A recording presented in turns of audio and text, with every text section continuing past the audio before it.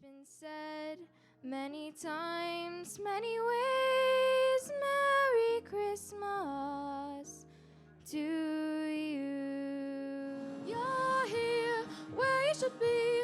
Snow is falling as the carolers sing. It just wasn't the same alone on Christmas Day. I'm dreaming of a white Christmas, just like the ones I used to know.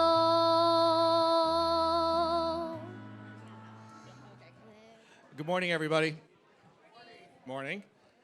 I think most everybody's had a chance to go through the food line, right? So a big shout out to Cafe Gaston. They're the ones who helped. They donated breakfast, so tip of the hat to them. And what we'd like to do is, as you know, we've been doing this a couple of different times where we're bringing out part of our state legislative team. And this is Representative Nicole La Ha, who represents part of Orland Park. So good morning, Nicole. Thank you for being here. Thank you. There you go. And so what we want to do is just have a brief chat, and we're going to bring the choir back up, the Orland Park Children's Choir. Were they great this morning, or no? Every time they've been to one of the events in Orland, they always add a nice touch, so we appreciate that. And so what we thought we'd do is just have a kind of a casual conversation, take questions for a little while, and then Nicole and I will kind of go around to the individual tables, because we will have a special guest who's coming later, so that might change the mood of the room a little bit for the kids, but we'll start talking. So very brief story. I met Nicole some number of years back. She's our state representative now, but she was a trustee in our sister community, Homer Glen. So, and she has a number of things about her background. I'll let her tell you, because she'll do a better job of it, and I will just have a quick chat and take some questions from the crowd. If you could introduce yourself, Nicole. Well, first, thank you so much for having me. I absolutely love having the opportunity to introduce myself to all of my municipalities. I have 14 of them in my district, so I spend a lot of time, as much as I possibly can. I'm very familiar with Orland.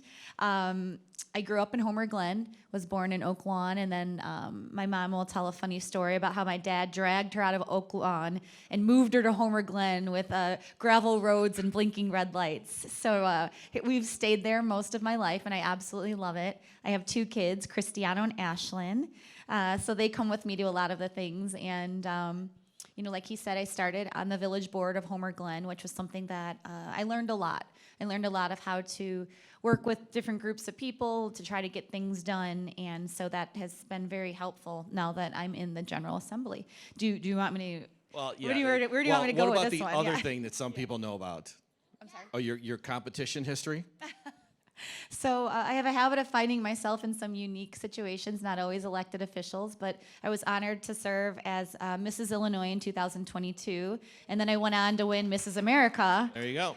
And spent the year traveling around the United States representing our state and our nation, and discussing my platform, which is accessible spaces for people who live with disabilities, creating accessible playgrounds, making sure our communities are accessible for all individuals who may have differences when it comes to mobility and intellectual disabilities. And thank you for that. So I recently was in the Edgar Fellows program, which is a program, 4-day intensive seminar kind of program named after former Governor Edgar. And as you probably know, he was famous for his 3 C's in public service: civility, compromise, and compassion. Civility is self-explanatory. We certainly need more of it in America and the world these days, so that one's easy. And compromise, I always thought, it's not a dirty word, right? Because you're not compromising your principles. You're expected to fight for what you believe in, but that doesn't mean you can't compromise to get something done. And compassion comes back to something I think Nicole said. Compassion is about the people you serve, and that's why we do this. So with that as a warm-up, do you see much of that in Springfield, and about as you try to get things done in a minority party? How does that work? You know what? I would like to make a joke and be like, no, none of that exists in Springfield, but that's just not true. There is a lot of compromise. We try. You know, I am the super, super, super minority. So without compromise, we really don't get too much done. But with that being said, a lot of things in Springfield can be considered very nonpartisan, right? Making sure our schools are fully funded, making sure we have safe neighborhoods, supporting our men and women in law enforcement. To me, those are non-negotiables, and those are things that I think that we can all agree we need. That when it gets a little bit fuzzy is when we start to talk about how we are going to spend our state's money. And that's where compromise definitely has to, yeah. We have a hard time compromising on where we think those things should go. There you go. So one of the things that we routinely do is Orland Park, I think we're crowding 6 between state senators and state legislators. So Orland Park is kind of split up a little bit. So as a mayor, you could see that as a weakness where you can't go to any one person to get something done. I personally think it's a strength that we can call 6 people to say, hey, here's what Orland Park needs. I'll give you a couple of examples. To fix everybody knows 143rd Street, knows how it floods. I know Nicole does. Yes. That's an $85 million road project. We can't get that done without help from Springfield. If we try to fix Wolf Road, that might be $100 million. So there's a lot of reasons why we want to work positively with our state legislative team. So Nicole, as you look at 26, do you see any big issues coming up in the upcoming sessions? There's always big issues, but what do you see? Yeah, absolutely. We had a huge, we have a tax crisis, if you will, in the state right now. Property taxes, you're seeing a lot of that. We also have a huge budget crisis that we're seeing right now. We had a interesting budget session this last time, and so now we're going to have to make up for that shifting and smoke and mirrors. So we're going to have a really, really hard budget season. You're going to earn every penny that you make. We are, yes. So if we could quickly, before our special guest gets here, any questions that, because Nicole and I are going to walk the tables just to make sure while people are kind of visiting with our special guests. Any questions that come to mind that someone would like to ask our representative here? It's the hot seat. It's okay. You guys can ask. Don't She worry. knows she was going to be in the hot seat. Any questions that either It's almost like pageantry, those fishbowl questions that we pull out and we don't know what we're going to get. Got one in the back. Go ahead.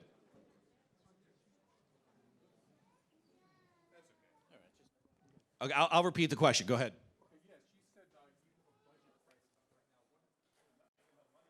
Did you hear that? He said you mentioned a budget crisis. You wanted to know more about the budget crisis at Springfield. We have no money. We have no money in our state, and we keep spending on things that we don't have. I would love to go eat at Gibson's every single night of the week, but when you have McDonald's money, you have to make choices, and you have to reprioritize. So until we reprioritize, we're going to keep seeing us on that hamster wheel. Sir?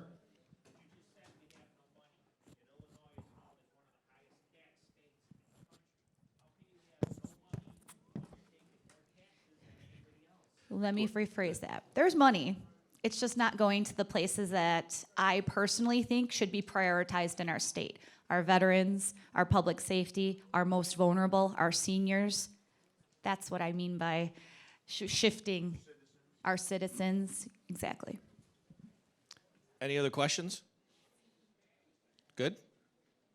There has to be more. I feel like I'm getting off really easy here. Yeah, this is a cold seat right now. It's not the hot seat. Go ahead, Dina.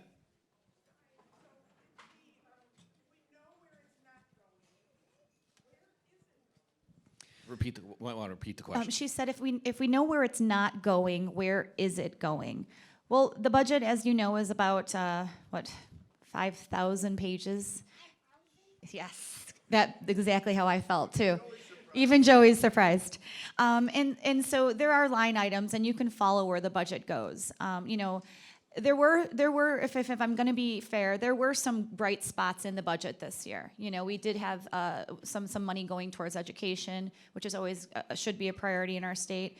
But there's also some places where our budget goes where when we have special interest groups that are really involved, you tend to see money going towards those places. And you're going to always have 118 of us in the House alone. You're going to see some prioritization, push and pulls. So, and Orland Park has some really good representatives. I want to say that firsthand. It doesn't matter what side they're on. You have some really good, tentative, responsible representatives. So it's nice to be able to work with everybody and try to find a commonality to serve the needs of Orland Park residents. I have 3 counties. I have DuPage, Cook, and Will. So the needs are pretty diverse, and so we try to do our best to see where we can prioritize. Other questions? Go ahead.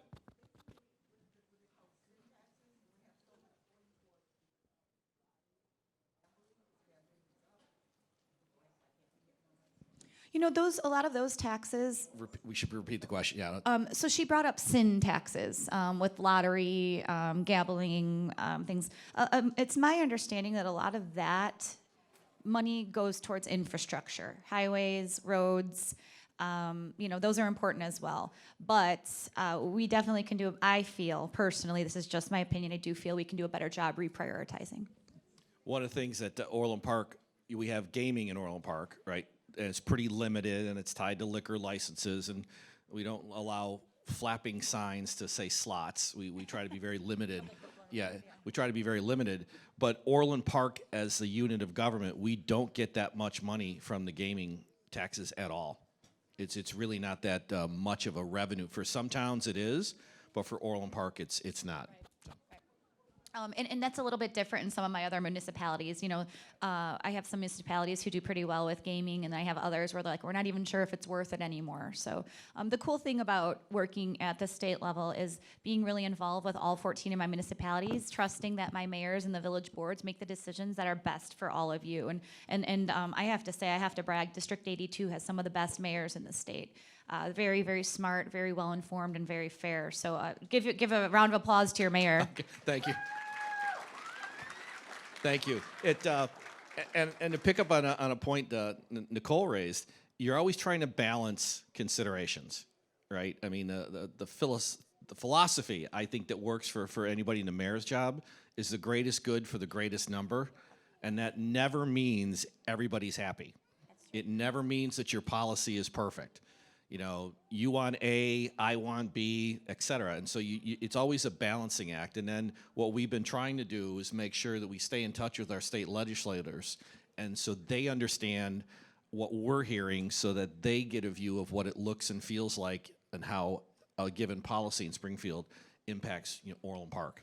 And I think you touched on something. That's one of the hardest parts of any elected official's job is you're not just dealing with a small group of people. You're dealing with a village of 60,000. I have 108,000 constituents in my district. There are some times that there is a vote will break your heart. There is a vote that's going to energize you. There's a vote that's going to keep you up at night. And he's absolutely right, is sticking to what's for the greater good, the greater cause. And it's very hard to do. And I would imagine our budgeteers in Illinois face that as well. There's one gentleman behind you. Hang on. Go ahead, sir.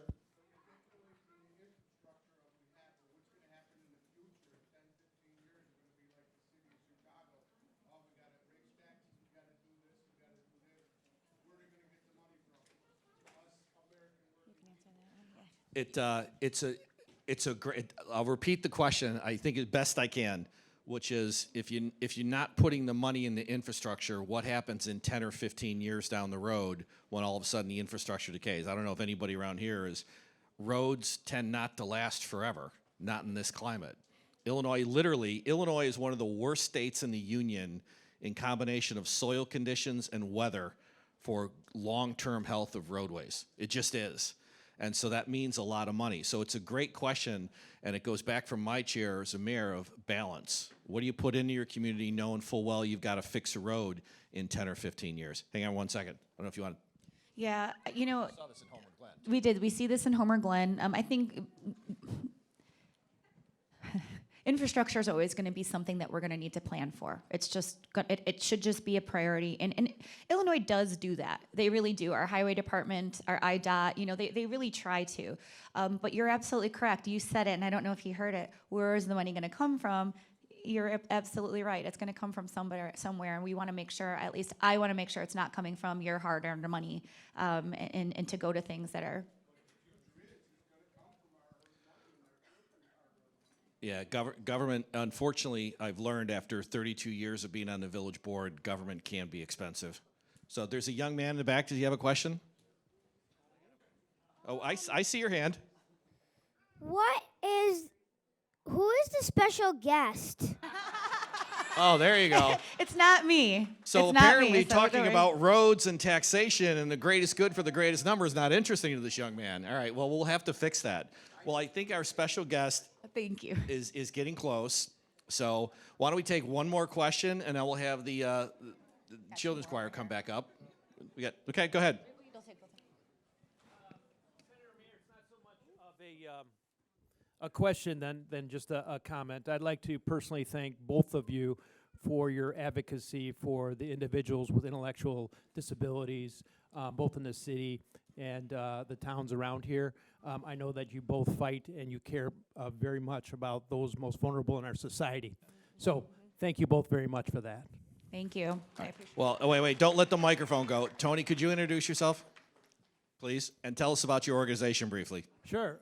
So I'm Tony Barrett. I'm from Lockport, and I'm the president and CEO of CTF Illinois, Communities That Transform Futures, and we take care of over 700 individuals with intellectual and developmental disabilities throughout Illinois, and we employ about 450 staff members throughout Orland Park and surrounding communities, and we're very proud of what we do and how we support those most vulnerable in our society, and I know that both of you are champions, and I wanted to point that out.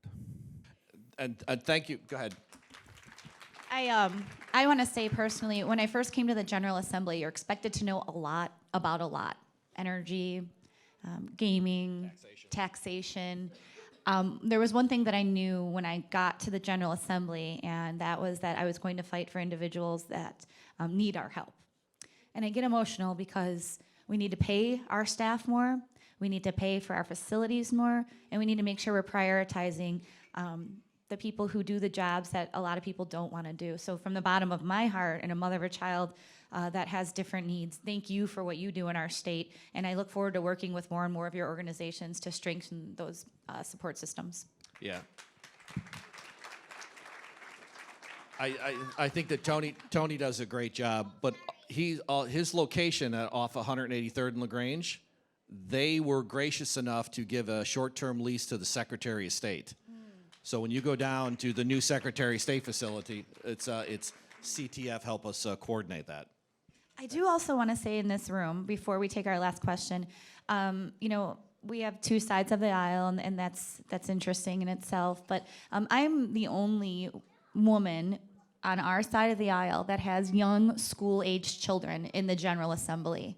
And that is something that I'm very, very proud of, and that is something that I want you to know, that when we are talking about education and we're talking about our young ones and we're talking about their futures, I am like a bull out there. I am fighting for what we need. I'm fighting for what our kids need. And it's something that's extremely important to me no matter what side of the aisle you're on. So please feel free to reach out to me, even if I'm not your state rep. It's so important to me that we're getting what we need in our public schools, our private schools, our teachers, making sure you feel supported so we can give the kids they need to be very successful and be the people they're meant to be in our society. So please know that you have that in me as well. Thank you, Nicole. One of the things that I've talked about this publicly is in Orland Park, is we think about our budget here in Orland Park. We just adopted a budget.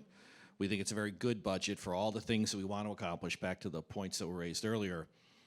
But we're very mindful that as a society, not just Orland Park, we may see massive changes in everything due to artificial intelligence in the next couple of 3 to 5 years. And I hope it's all for good. It could turn out to be massively disruptive to employment as we know it. And so, in my mind, as a parent, it goes right back to how do we train kids for the future we literally cannot possibly anticipate. I've been paying attention to this a lot this month in particular, because we've been seeing an uptick of some tragedies happening with young individuals when it comes to the use of AI. And it blows my mind that something so possibly so good can also be used for something so terrible. I have an 11-year-old son who's absolutely thrilled to be here now, as you can see. No, I'm just kidding. And I'm horrified. I'm horrified of the access they have to things that we may not fully be able to control. Yes, we can control our kids' social media. We can watch. We can pay attention. But to what level? These are good parents that are calling my office crying because terrible things have happened.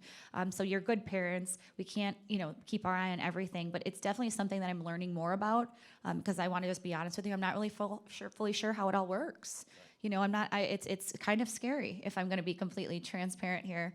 So it's something that I'm really interested in. I have my policy staff looking at a few things right now when it comes to AI and children interactions.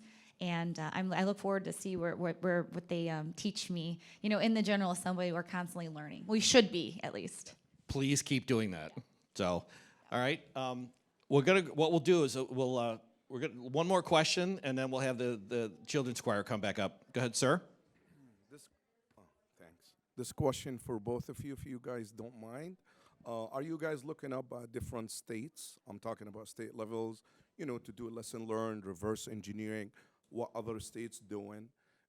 And this question for the state level and for the mayor as a city level as well. We'll let our guests go first. Yeah, Everybody heard the question, right? Are we looking at other states for like legislation and things like that? Yeah, absolutely. That is my biggest teacher, if you will. If I have a constituent that calls my office and says, I have this issue, I will go to my policy staff and say, what other states did this work in? What other states did this not work in?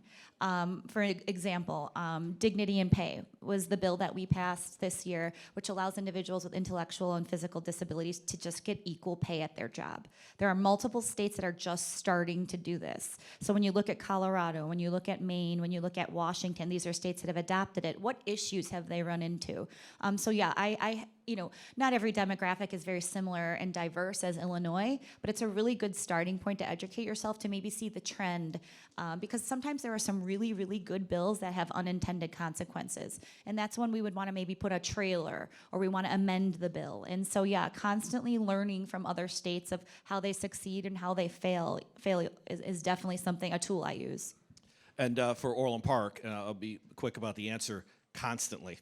And so we are active members of the Illinois Municipal League, where once a year municipalities and representatives get together to kind of share learnings, so to speak. But we're constantly experimenting with AI to see what everybody else is doing, because maybe something that's innovative in Phoenix with a little bit of tweaking could apply to Orland Park. So we're trying to do that because there's no way we can keep raising taxes without it hurting people.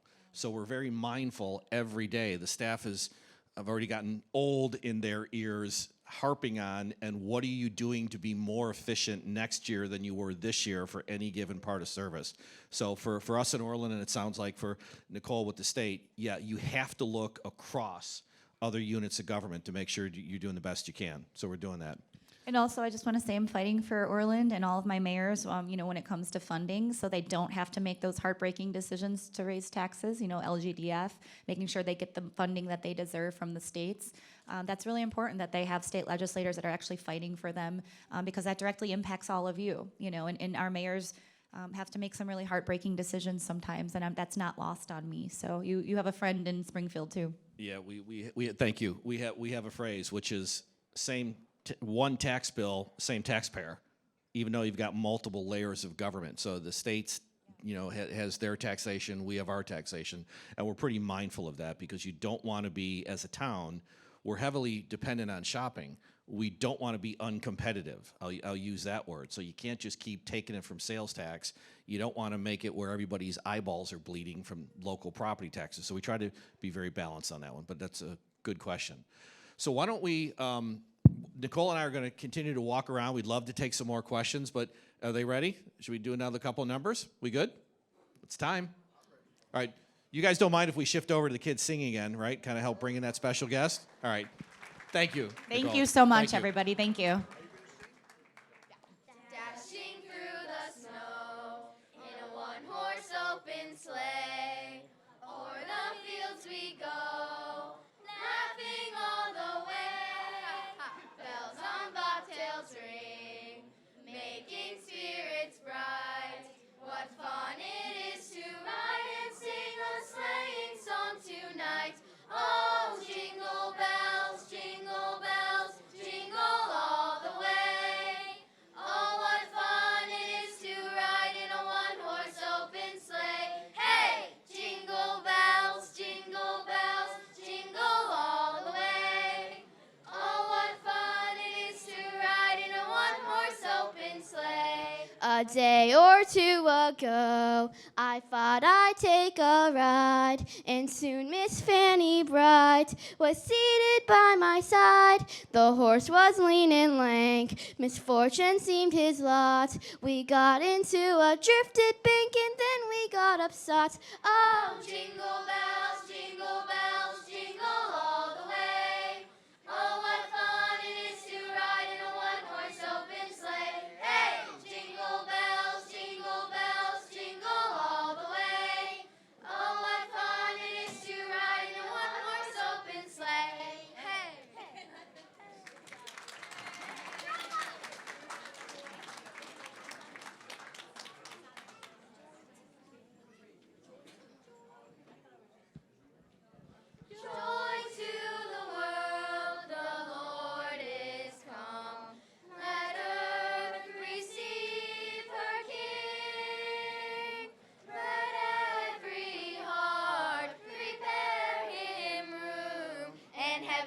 nature sing, and heaven and nature sing, and heaven, nature sing.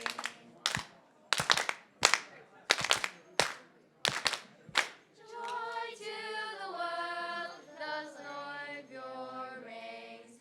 Let men their songs employ, while fields and floods, across hills and plains, repeat the sounding joy, repeat the sounding joy, repeat the sounding joy.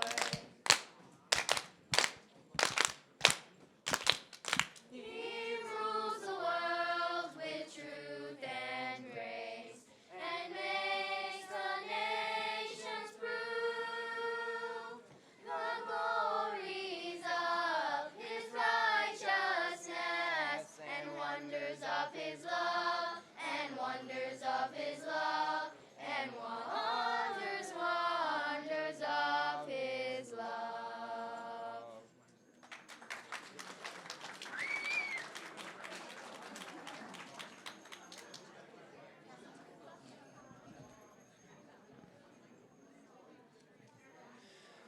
Silent night, holy night, all is calm, all is bright, round yon virgin mother and child. Holy infant, so tender and mild, sleep in heavenly peace, sleep in heavenly peace. Silent night, holy night, shepherds quake at the sight, glory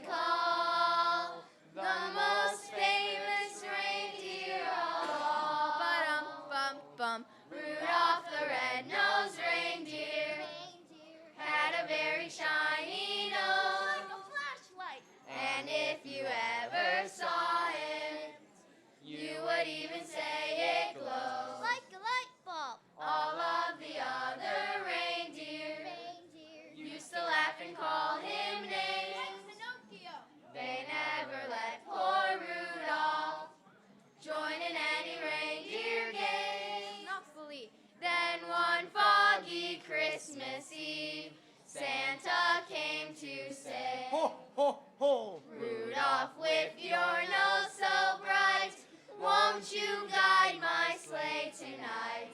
Then all the reindeer loved him as they shouted out with glee. Rudolph the red-nosed reindeer, you'll go down in history. Like George Washington. All right, and before we welcome a special guest, we have to get the whole room pumped for who's coming to town. Who do you think? Oh, I hear jingle bells. Who's coming to town? Are you ready? Oh, you're good. Is our new choir member? You think so? Do you think it might be him? Well, we have to greet him into the town. So how do we think we're going to do that? Ready?